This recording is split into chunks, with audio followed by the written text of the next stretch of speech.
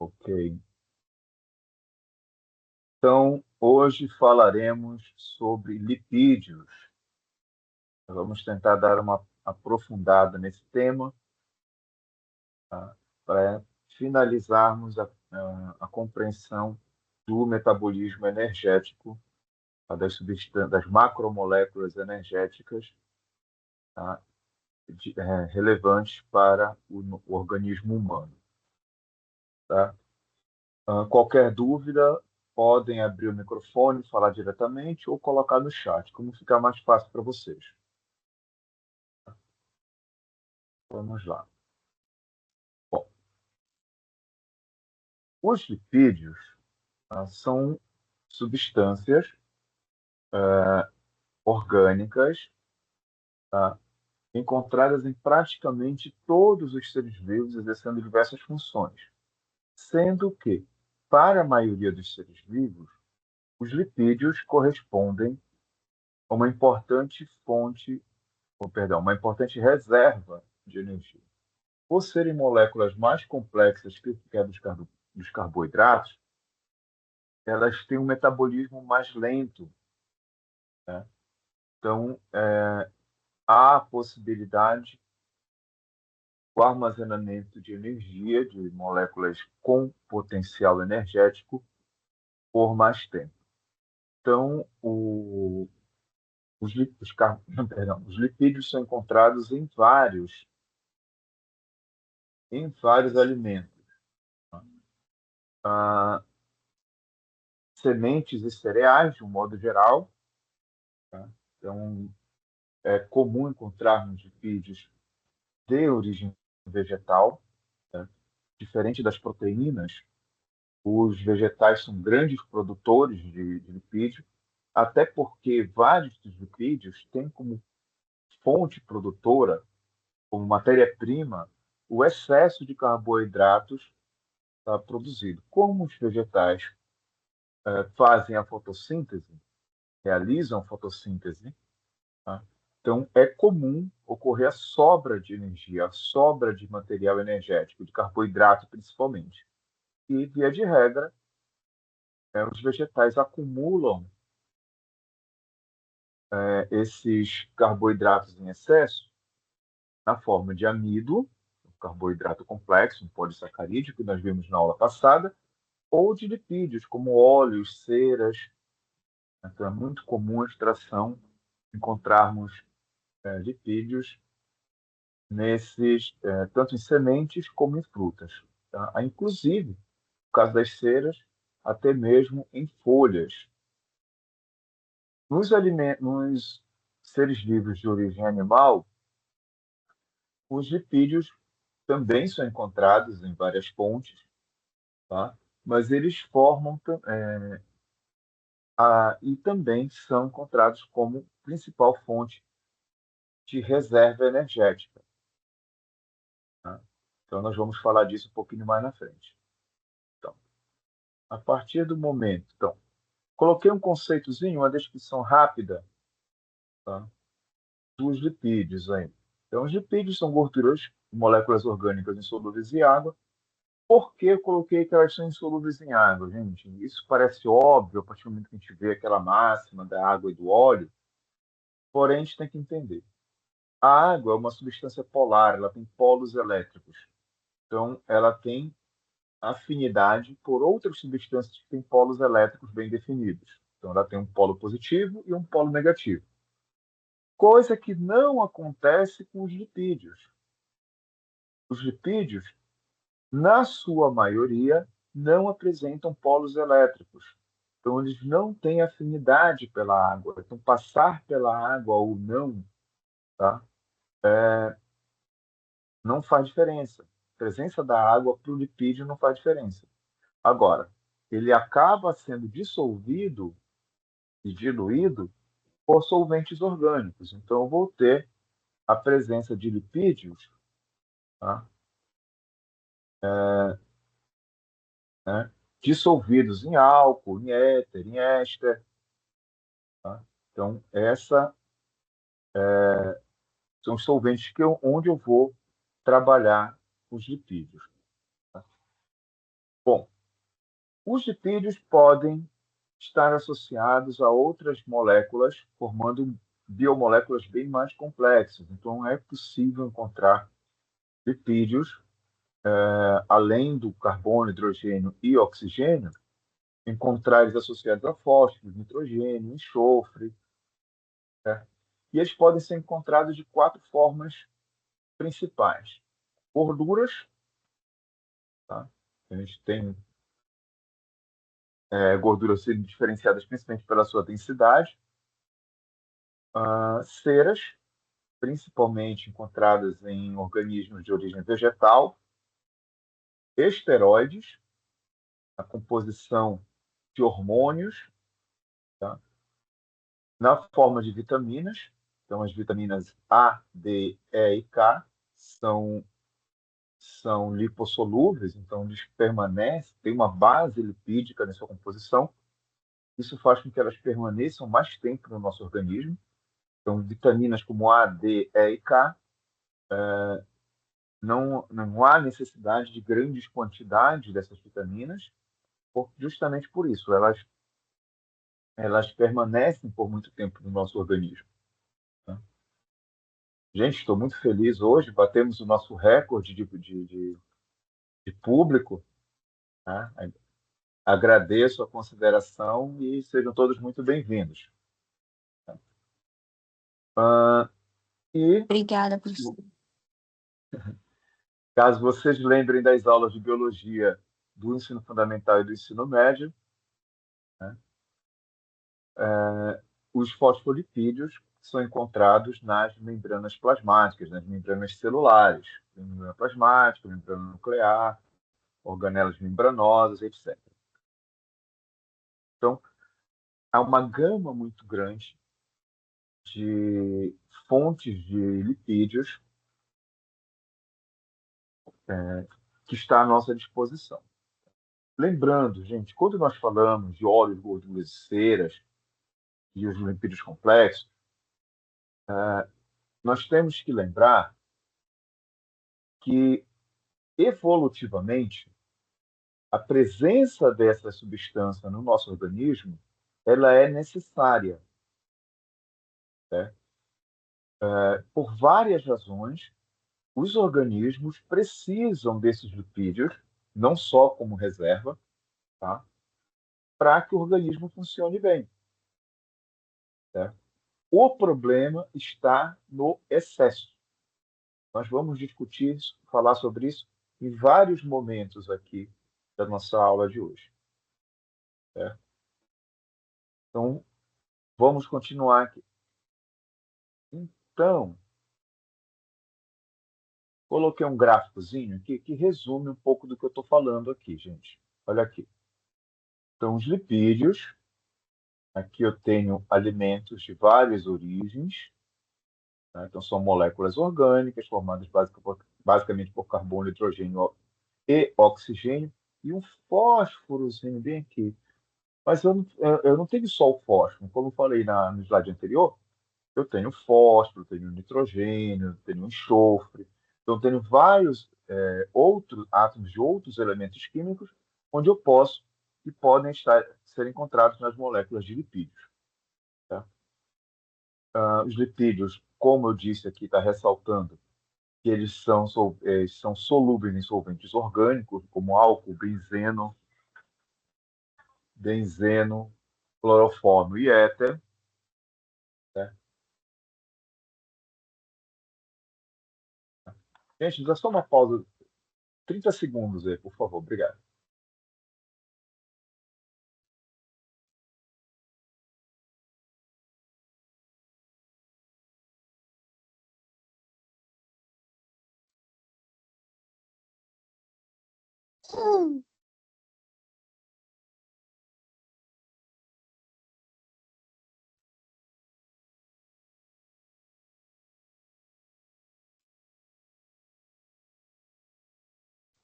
Ok, desculpa, gente, já voltei.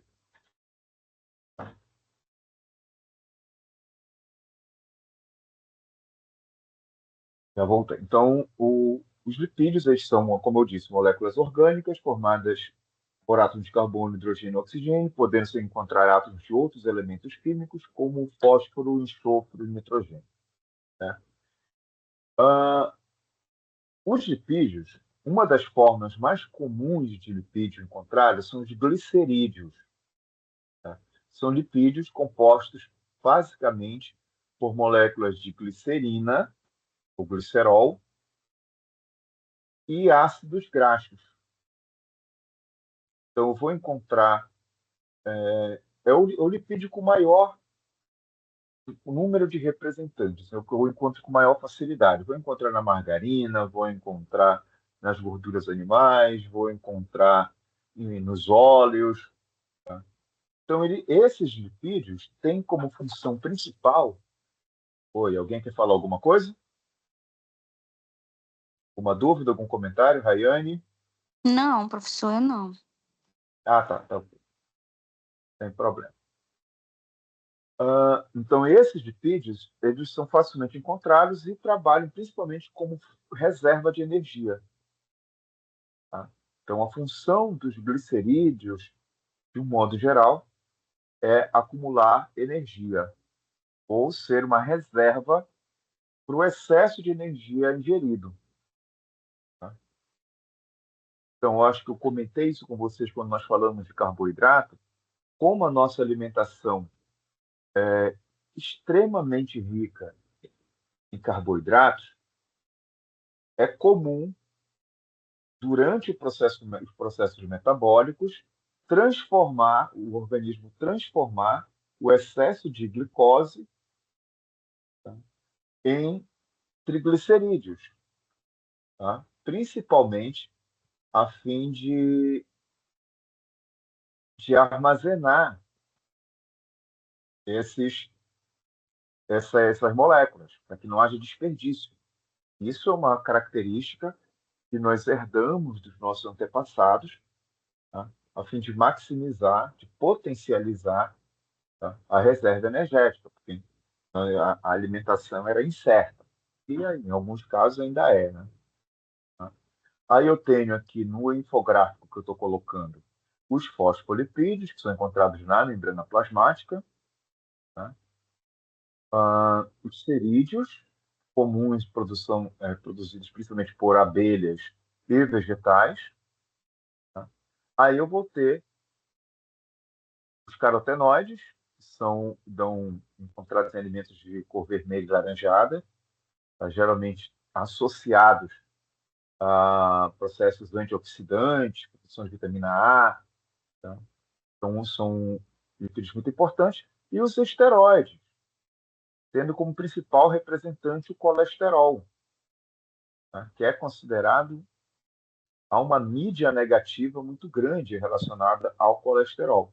A gente vai ver que não é tudo isso. Tá? Não é tudo isso.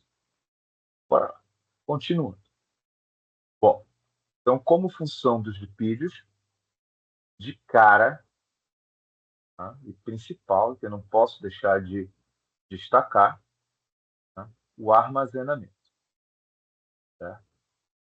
Lembra, gente, quando nós falamos de bioquímica, de metabolismo, o nosso corpo, ele é o resultado de milhares de anos de evolução.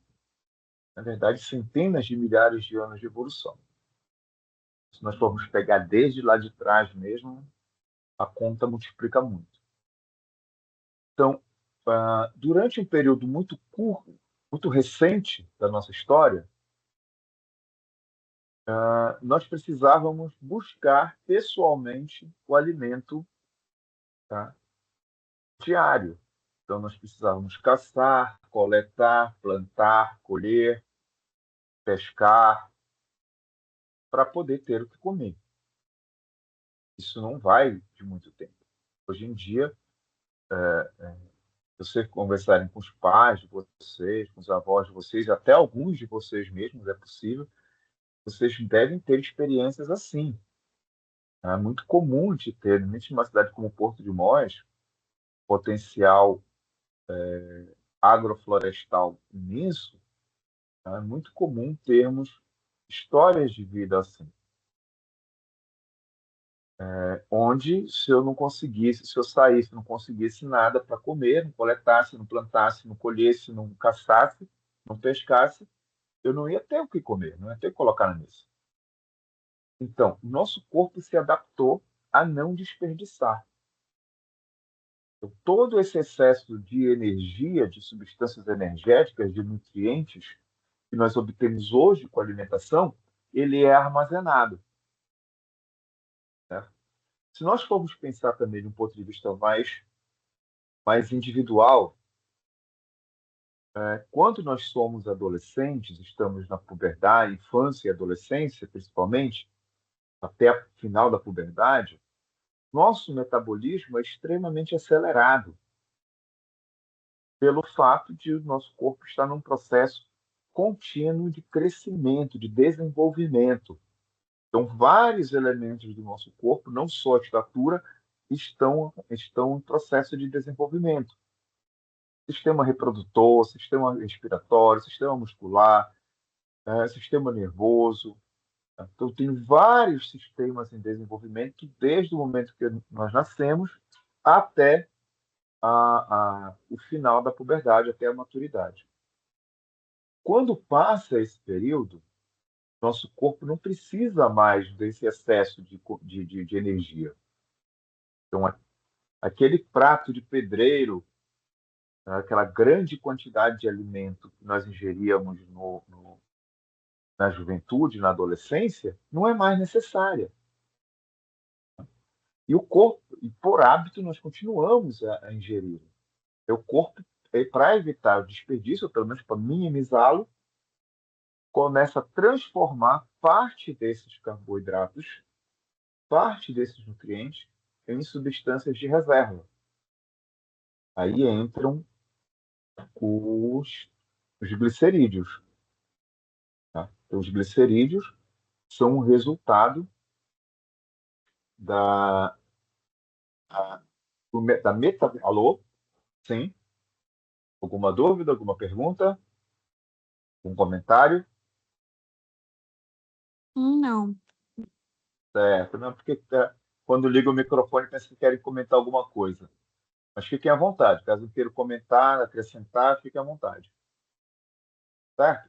Então, quando nós passamos desse período inicial da nossa vida, passamos dos 20 e poucos anos, que o nosso corpo não tem mais para onde se desenvolver, nosso corpo começa a armazenar. Aí eu não preciso mais daquela grande quantidade de energia, mais essa necessidade. Então, eu vou armazenar, porque o corpo ainda está programado como os nossos antepassados recentes. Para uma possível falta de nutrientes, uma possível fome, tá? Eu estou guardando reservas. Tá? Só que além da função estrutural, os lipídios, perdão, além da função de armazenamento, os lipídios também têm função estrutural. Então, nos vegetais, por exemplo, é comum nós encontrarmos ceras nas folhas e caudas, que eles funcionam como uma proteção para perda de água por esses vegetais. Geralmente, palmeiras, né, como a carnaúba, por exemplo, tem grande quantidade de ceras em suas folhas, que ela diminui a perda de água. Uma analogia para um organismo animal são as glândulas sebáceas. As glândulas sebáceas têm como função produzir substâncias oleaginosas, que nós tradicionalmente conhecemos como sebo, tá? Que tem como função, tem a mesma função, diminuir a perda de água das regiões superficiais da pele. Tá? Então, a oleosidade da nossa pele evita que ela desidrate. Tá? Evita que ela desidrate. Com isso, evita aquela descamação, evita a morte celular, evita a formação de marcas, tá? E evita pequenas infecções bacterianas. Então, ela tem diversas funções. Além disso, eu tenho os fosfolipídios, representados aqui, ó. Os fosfolipídios são esses camaradas bem aqui. eles estão presentes aonde dentro do nosso organismo? Quem lembra, tá, das aulas de biologia do ensino médio, do ensino fundamental, os fosfolipídios estão formando, entram na composição da membrana plasmática, das membranas celulares como um todo. Tá? Tanto a membrana plasmática, a membrana do núcleo, a membrana da mitocôndria, por exemplo. Tá? E o colesterol, que vai entrar na composição de elementos da membrana plasmática e de alguns hormônios. Testosterona, progesterona, são chamados hormônios esteroides porque apresentam, entre outras coisas, moléculas de colesterol em sua composição. Repararam que o colesterol não é esse bicho-papão, tá? que a gente, por ignorância, acaba pintando. Ele tem função dentro do nosso organismo. É importante que nós tenhamos um nível adequado de colesterol.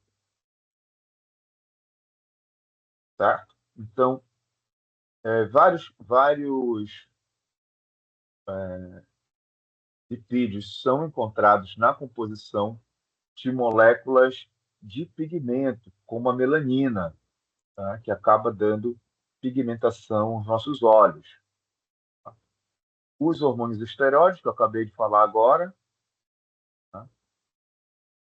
Que são importantes para o nosso organismo. Tá? São sinalizadores químicos do nosso organismo. Então, os lipídios não há só lados negativos ou pontos negativos quando falamos de lipídios. Eles têm diversas funções importantes para o metabolismo humano.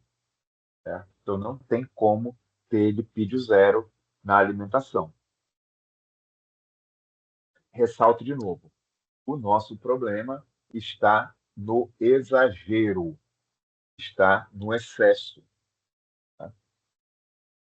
Então, mexendo mais para o lado da química, que é o nosso foco aqui, eu coloquei aí a composição química molécula de um triglicerídeo.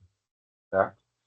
Essa estrutura em azul cian, verde, não sei bem o que é isso aqui, parece. Essa estrutura aqui, que eu marquei, ela é a molécula de glicerina, ou glicerídeo. Tá? Esse glicerídeo é acompanhado por outras moléculas que são os ácidos graxos. Tá? Repara que eu tenho 3 delas. Tá? É por isso que o nome da molécula, depois de formada, é triglicerídeos. Certo?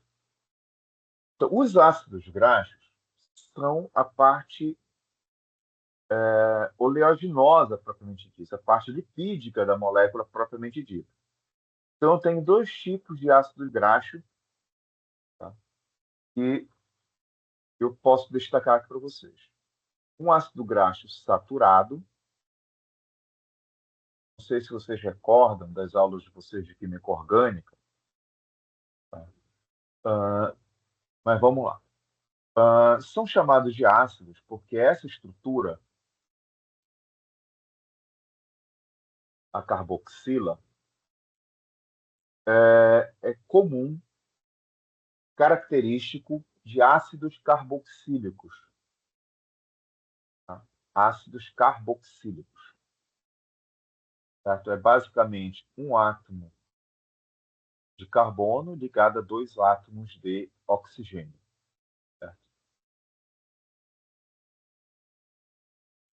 Segundo, eles são essa primeira molécula e a segunda molécula são classificadas como moléculas saturadas. Moléculas saturadas são aquelas onde eu tenho apenas ligações simples entre os átomos de carbono.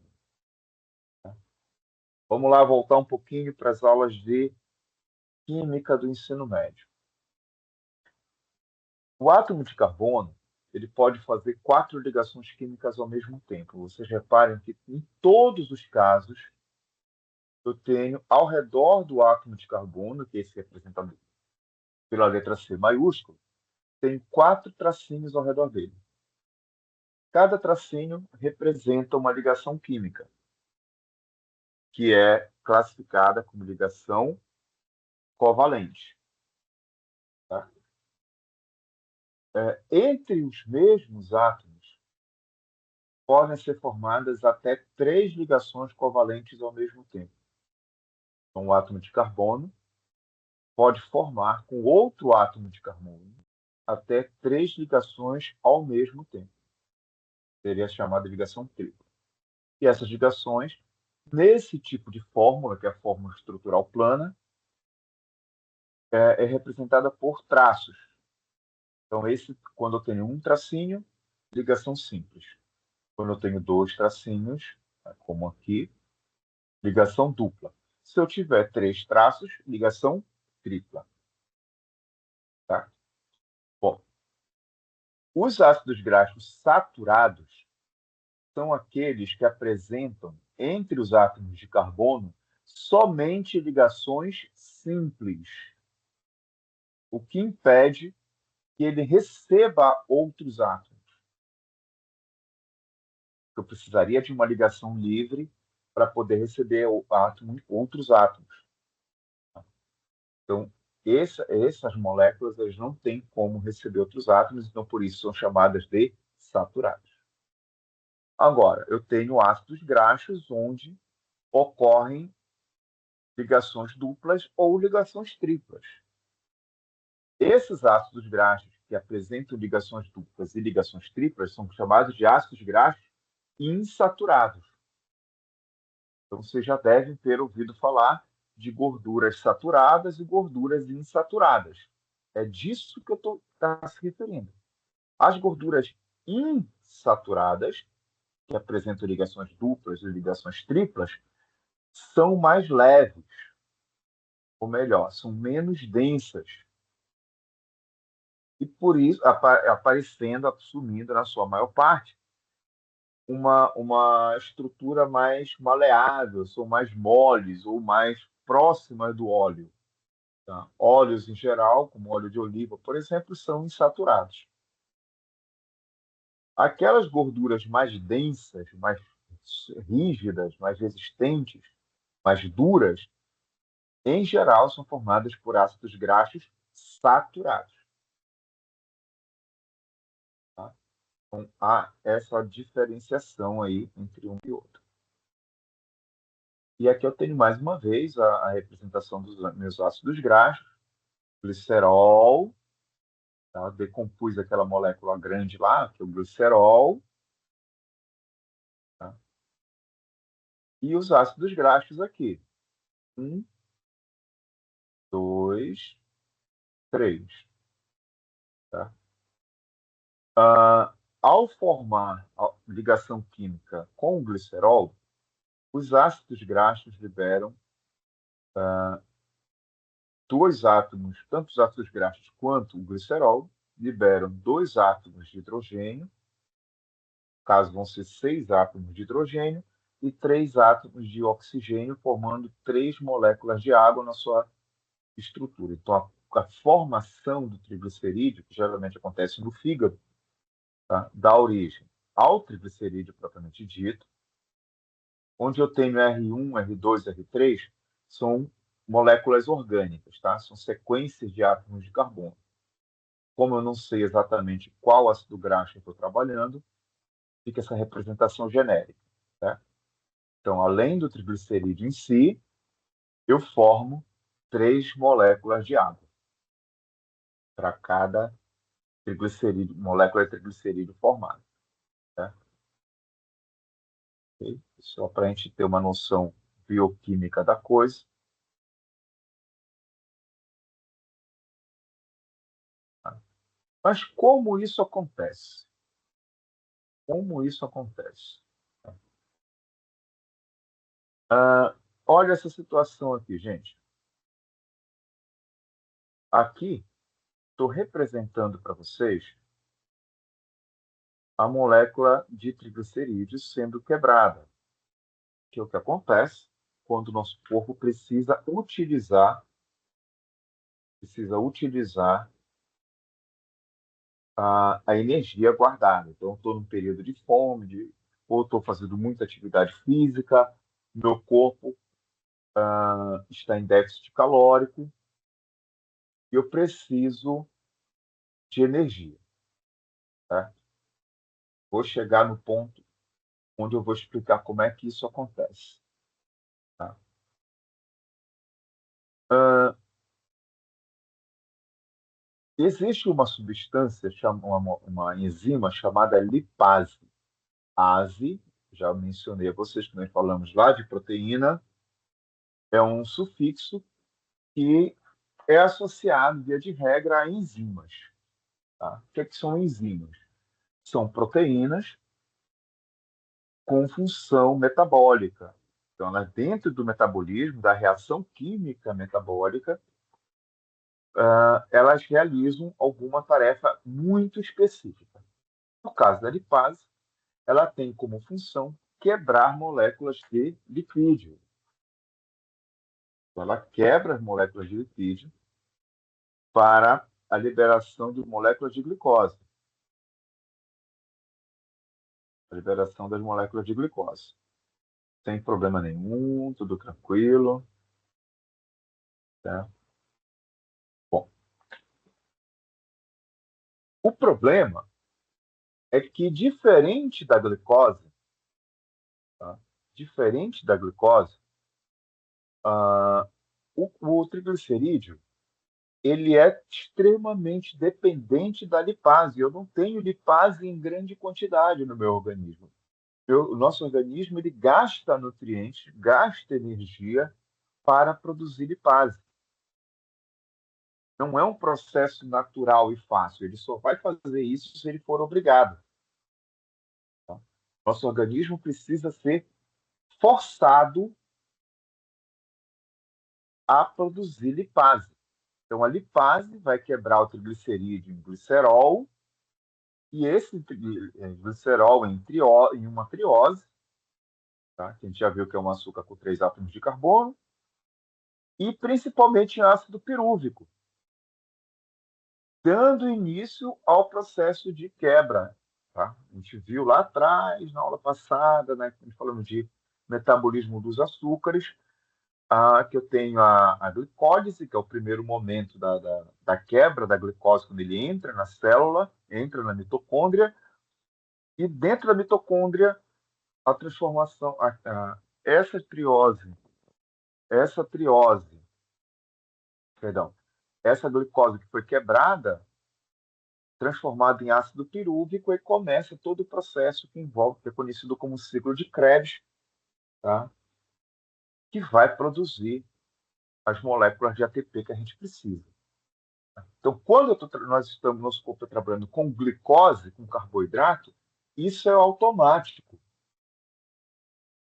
Tá? Isso é contínuo. Eu tendo oxigênio para fazer essas quebras, esse processo é contínuo. Tá? Agora, com a gordura, não. Com a gordura, tem que produzir uma enzima para essa enzima quebrar inicialmente a molécula de triglicerídeo para que o processo comece. Quando o corpo vai produzir essa enzima? Quando o corpo vai iniciar o processo de quebra do triglicerídeo? Quando eu não tiver mais grandes quantidades de carboidrato disponível. Então, eu preciso estar em déficit calórico, eu preciso estar gastando mais energia do que eu estou consumindo para que o corpo comece a atacar as reservas. Se isso não acontecer, se eu não estiver em déficit calórico, o nosso corpo não vai atacar as reservas. Tá? Então, por isso que o processo de queima de gordura é lento. Tanto aquela gordura que prejudica a tua estética, né? Cria aquela barriguinha, aquela papada, etc., quanto aquela gordura que está entupindo teus vasos sanguíneos. Elas não são fáceis de quebrar, tá? Porque eu preciso estar em déficit calórico. Se eu não tiver menos caloria, ingerindo menos caloria do que eu gasto, meu corpo não vai atacar essas gorduras. Porque é difícil, é penoso para o corpo. Então, se eu tenho um método mais fácil de conseguir energia, eu vou procurar esse método mais fácil. Tá? Eu vou procurar esse método mais fácil e vou deixar aquela reserva lá. Essa reserva vai ficar aí o quanto eu puder. Quanto eu puder evitar mexer nela, eu vou evitar. Tá? Então, qual é o nosso problema? É a mudança do nosso metabolismo no decorrer da vida. Eu tenho que ter em mente, se eu passei dos 20 e poucos anos e entrei para os 30, meu metabolismo gasta menos da metade da energia que gastava quando eu tinha 15 anos. Então, eu tenho que ingerir nutrientes dentro dessa minha nova realidade. Tá? Então, tenho duas saídas. Ou reduzo drasticamente a quantidade de alimento, principalmente carboidrato, ou eu aumento consideravelmente a minha atividade física. O ideal é equilibrar os dois, né? Alimentação com atividade física. Aí seria o melhor dos mundos, tá? Mas a gente vai falar disso de novo lá na frente. Vamos lá. Bom, aqui eu tenho o fosfolipídio, começar do básico. Há um erro de digitação, tá? Por favor, não leve em consideração. Então, o ácido, prestem atenção mais nas figuras. Então, o fosfolipídio, ele tem uma estrutura dividida em duas partes. Essa primeira parte é a região do fosfato, né? Ela é hidrofílica, quer dizer que ela tem afinidade por água. Ela tem afinidade por água, então ela vai ficar para o lado de fora da membrana plasmática, quer dizer, partes externas, né?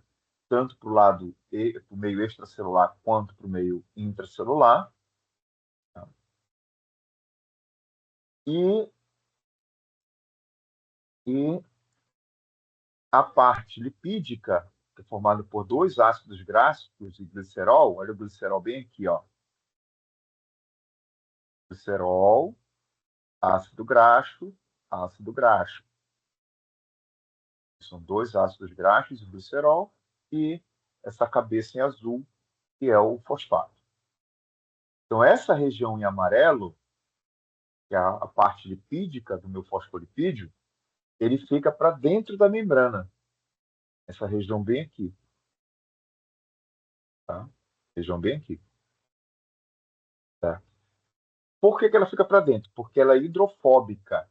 Ela tem aversão à água. Ela não tem nenhuma afinidade com a água.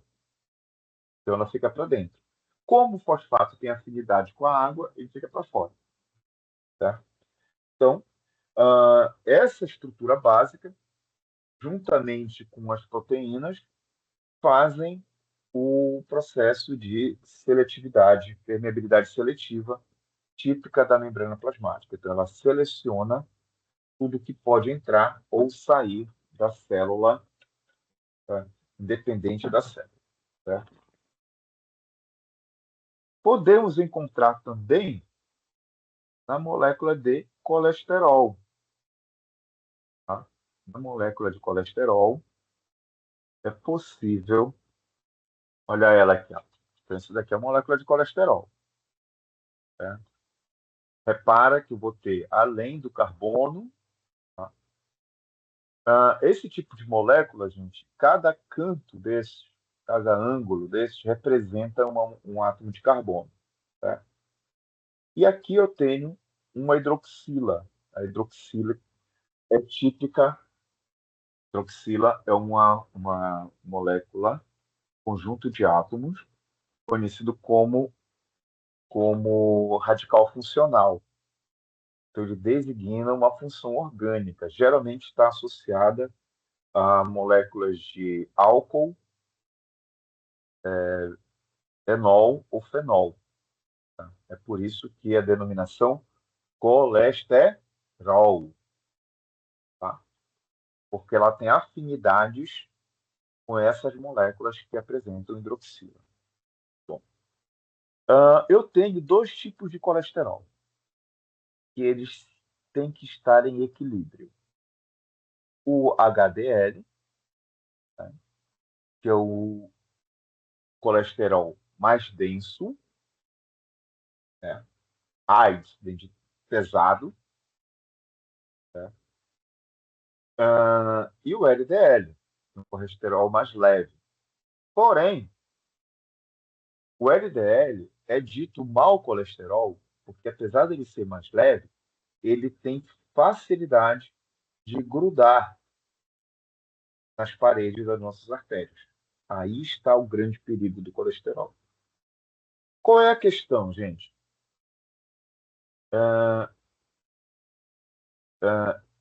A grande sacada disso tudo é porque o colesterol, como eu já mencionei, ele vai entrar na composição química de substâncias importantes para o corpo, como hormônios. Né? Então, se eu não tenho colesterol, tá? Eu posso encontrar colesterol até na membrana plasmática de alguns tecidos, fazendo diversas funções. Então, eu não tenho como ter colesterol zero. Não é saudável ter colesterol zero. Então, o colesterol zero, uma vez identificado, e tem que ser corrigido, porque pode provocar problemas hormonais graves, tá? Problemas metabólicos graves. Então, eu tenho que ter um equilíbrio entre essas duas versões do colesterol, tanto a mais densa quanto a menos densa, tá? Para que eu tenha uma circulação saudável. Qual é o problema relacionado com o colesterol, gente? Digamos que eu seja um desses viciados em fast food, me taco em alimentos gordurosos, porque diferente do triglicerídeo, o colesterol ele não é produzido em grande quantidade pelo corpo, ele é ingerido. Então, a fonte principal de colesterol é a alimentação. Né? O colesterol pode provocar um processo chamado de aterosclerose, que é um processo de acúmulo de substância, tá? Nas paredes da, dos vasos sanguíneos. Tá? Então, vou formando o colesterol vai funcionar como um grude, uma cola. Então, ele começa a grudar tudo que passa naquele vaso sanguíneo, começa a grudar, inclusive mais colesterol, tá? Na parede, formando uma obstrução, chegando ao ponto de ocorrer uma trombose. Trombo é como se fosse uma rolha, uma tampa. Então, ele bloqueia o fluxo de sangue para uma determinada região do corpo. Dependendo de qual seja essa região, ela vai ficar sem receber nutrientes. Isso pode vir acarretar infarto, isso pode vir acarretar chamados derrames, isso pode vir acarretar um AVC isquêmico. Então, tem várias consequências. E isso piora com a idade, porque é comum a perda de flexibilidade dos vasos sanguíneos com a idade. Então, é normal que os vasos sanguíneos fiquem mais rígidos e menos elásticos. Então, um processo natural do envelhecimento faz parte. Tá? Então, a presença dessas placas faz com que aumente a pressão arterial nos vasos, em razão da diminuição do lumen de passagem do sangue. Tá? E isso é por isso que ocorre, a partir dos 40, 50 anos, um número maior de casos de infarto, de AVCs, tá?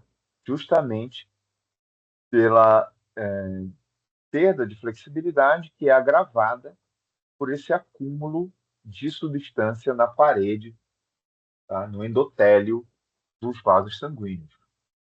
Tá? Vamos lá. Outra consequência do acúmulo de gordura, na verdade, deixando isso claro, é consequência do acúmulo de carboidrato na nossa dieta, de novo. Tá?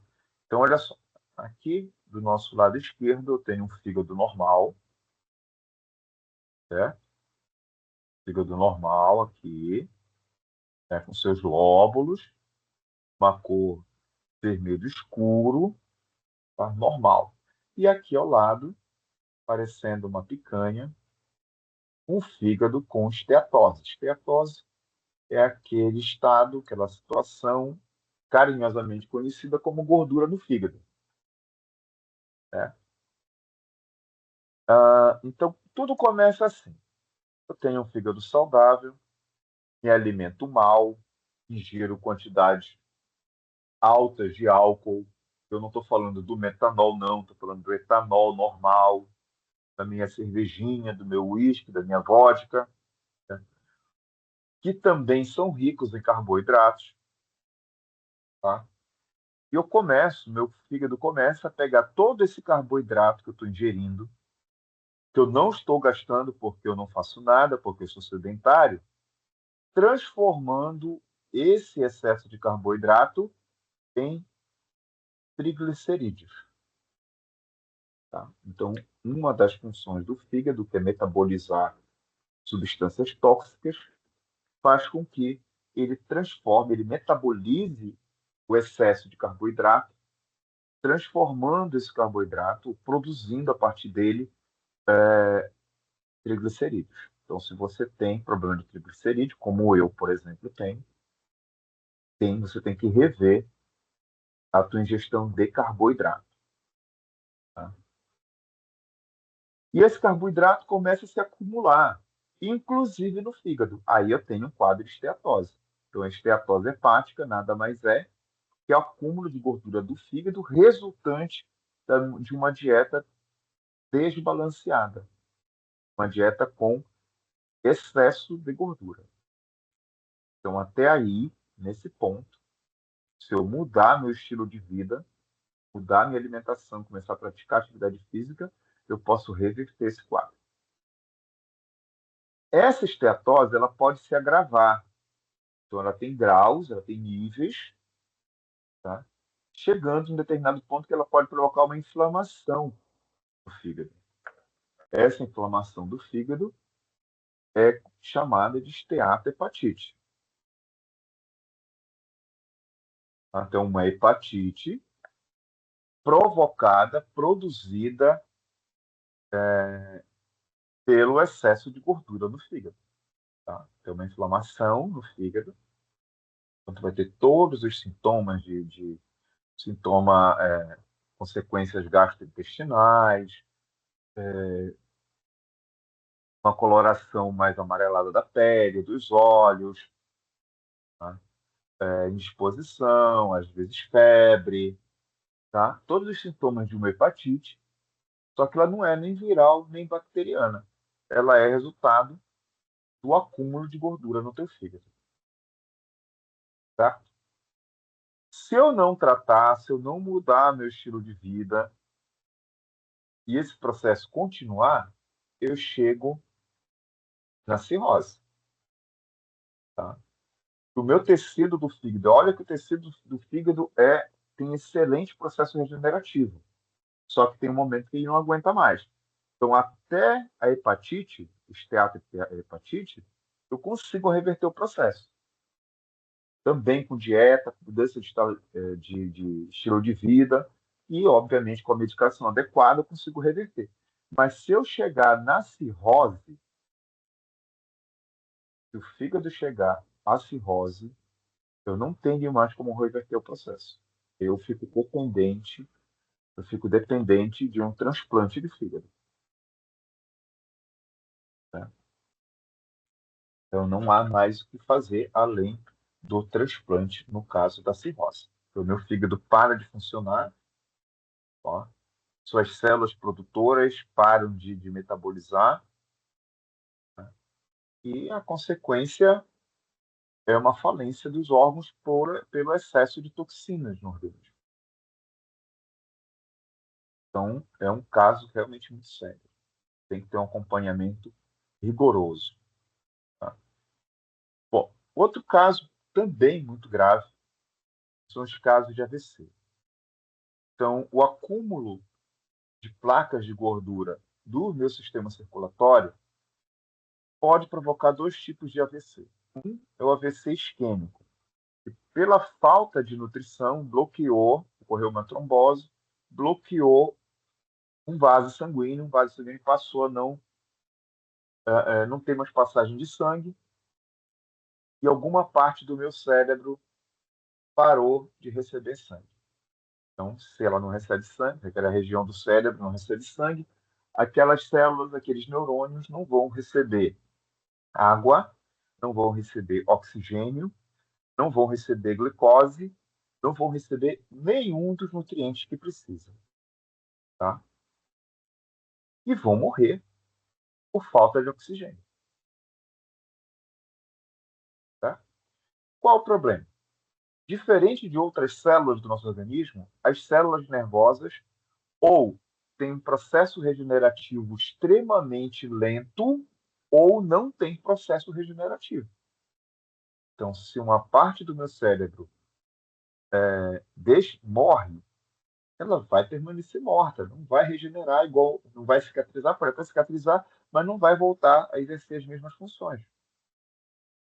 E eu corro o risco de perder funções importantes, tá? Como função motora, posso parar de andar, posso parar de mexer um membro, memória, raciocínio.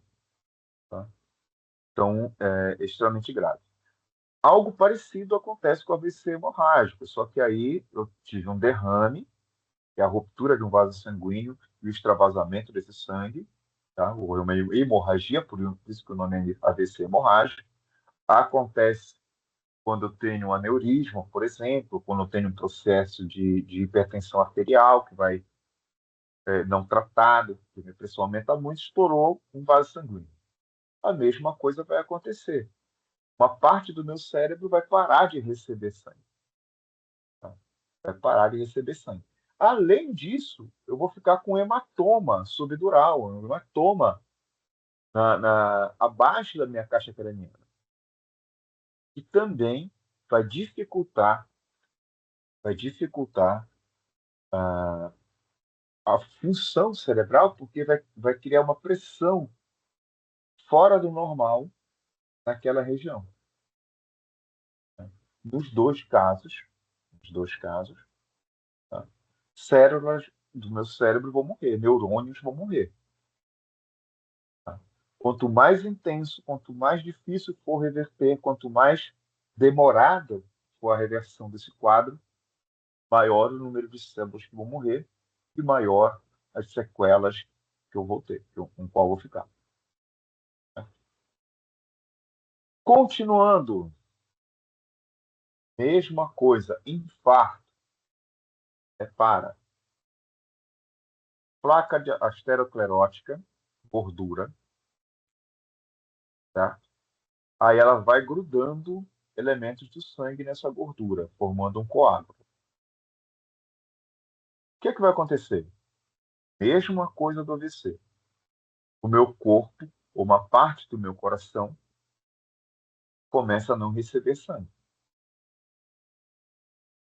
Essa parte do coração, que é o músculo cardíaco, que é um músculo estriado, mas é um músculo estriado muito específico, diferente do resto da musculatura do músculo do bíceps, por exemplo, tá?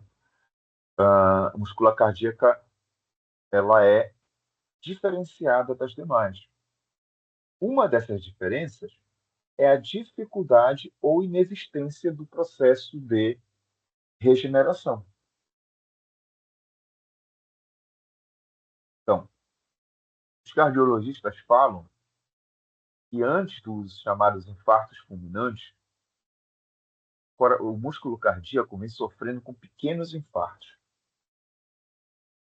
Tá? Então, pequenas obstruções do fluxo sanguíneo, que levam sangue para os músculos do coração, geram a morte de determinada quantidade de células. Inicialmente, uma quantidade pequena. Só que essas lesões do músculo vão aumentando, tá? Até chegar um ponto do músculo não ter mais condição, não ter mais força para bombear sangue. O músculo não consegue mais. A partir daí, ele para de funcionar e eu tenho um infarto. Tá? Então, um infarto, mesmo o que é chamado de infarto fulminante, ele não acontece de uma hora para outra. É um processo que envolve, a não ser, obviamente, em casos de anomalia genética, né? Porque existem os casos de tendência genética, uma formação, etc.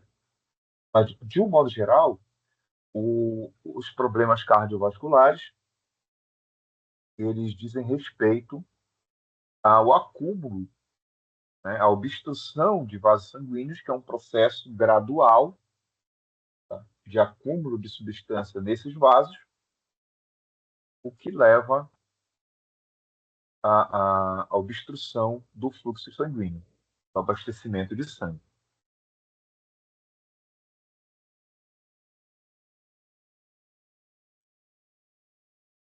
Então, também consequência da má alimentação, da falta de atividade física. Tá? Então, o acúmulo de gordura, de um modo geral, envolve esses dois fatores. Obviamente, se nós excluirmos daí os problemas genéticos ou de uma formação congênita, tá? Mas eles envolvem esses dois fatores. A alimentação, tá? Se eu ingiro muito carboidrato, muita coisa gordurosa, tá? Exagero na gordura, exagero no álcool, e não pratico atividade física, tá? Eu estou fadado a desenvolver um desses sintomas. Tá? Aqui eu coloquei para vocês uma visão geral das consequências da obesidade. Lembrando, gente, que nós temos uma visão errada de obesidade. Se você tem um IMC, índice de massa corporal, igual a 30 ou superior, você já é obeso, segundo a Organização Mundial da Saúde. Né? Só óbvio que isso depende de outras avaliações, mas a regra geral é essa. Tá? Então, o que é obesidade? Qual a consequência da obesidade? É o aumento considerável do risco de um desses problemas ou de vários desses problemas na nossa vida. Tá? Então, aqui envolve hipertensão, aqui a hipertensão idiopática intracraniana é um aumento da pressão na região do cérebro, tá? Pode provocar derrame, no caso da visão, prejudicar a visão com processo de aceleração do processo de catarata, formação de catarata, doenças coronarianas, diabetes, dislipidemia, hipertensão, pancreatite severa, que é aquele processo que eu falei lá dos carboidratos, que é o colapso do pâncreas, flebite, câncer, tá? Vários tipos de câncer estão associados a hábitos, tá? De alimentação, de prática de atividade física. É comprovado que a prática de atividade física ela reduz os riscos de desenvolvimento de câncer. Óbvio, não é 100%, mas ela reduz muito. E mesmo nos casos em que há desenvolvimento das células tumorais, o tratamento é bem mais eficiente em pessoas que praticam atividade física. Tá? Doenças como gota, doenças de pele, osteoartrite, porque o corpo passa a não aguentar o peso dos teus órgãos, tá? Anomalias ginecológicas, no caso da mulher. Então, são várias doenças relacionadas ao acúmulo de peso, principalmente quando a gente ultrapassa a linha da obesidade.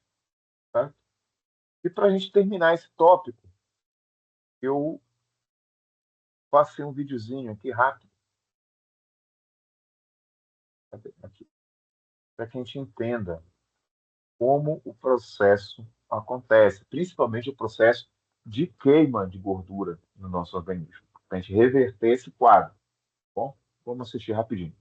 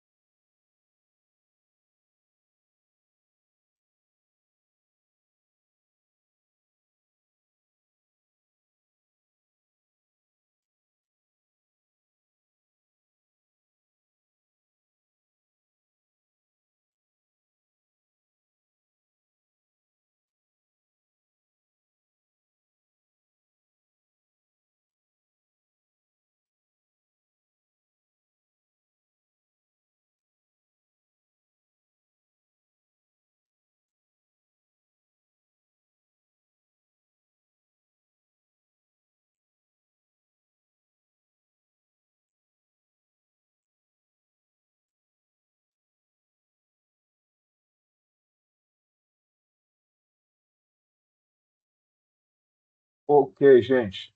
Então é isso. O vídeo resumiu basicamente o que eu gostaria que vocês entendessem sobre essa questão do déficit calórico. Alguma dúvida?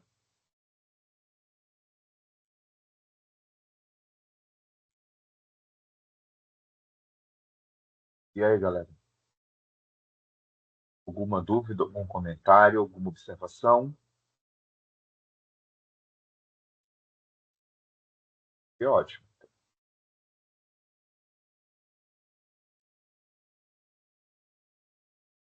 Para a gravação, vamos fazer uma pequena revisão, tá?